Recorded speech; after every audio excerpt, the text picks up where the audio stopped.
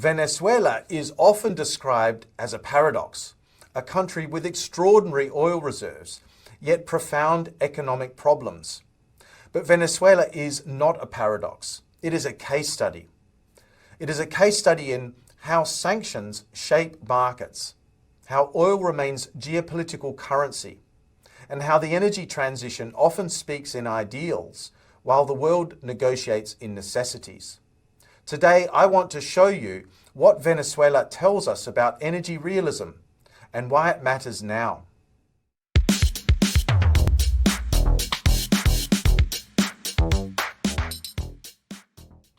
Welcome back to Climate Mundial's Energy and Climate Weekly.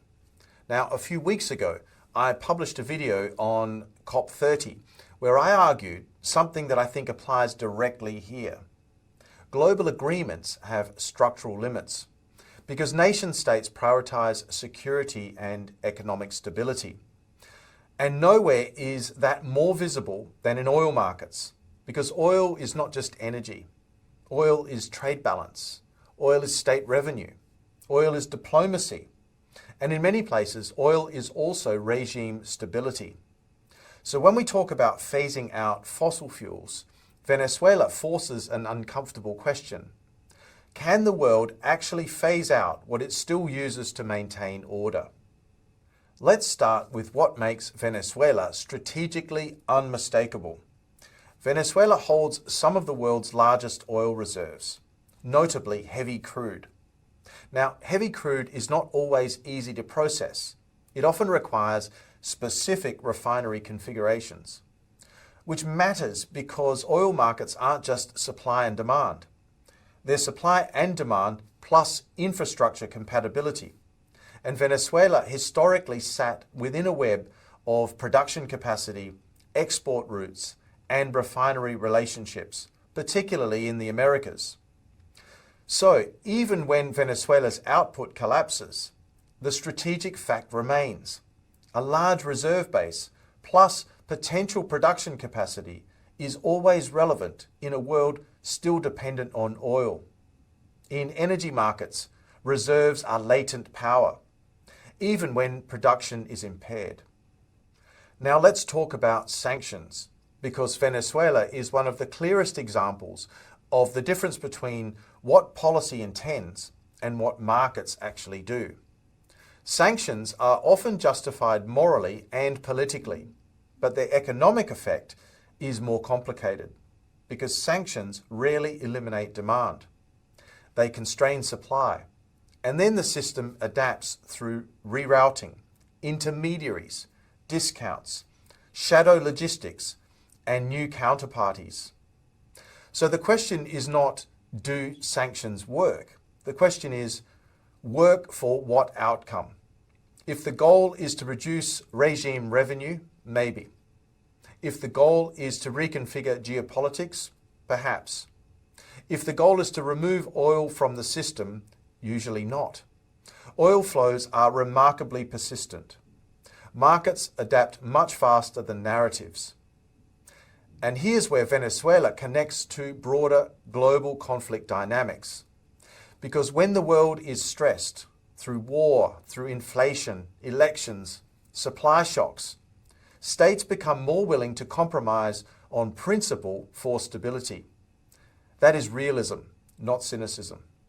So why does Venezuela matter right now?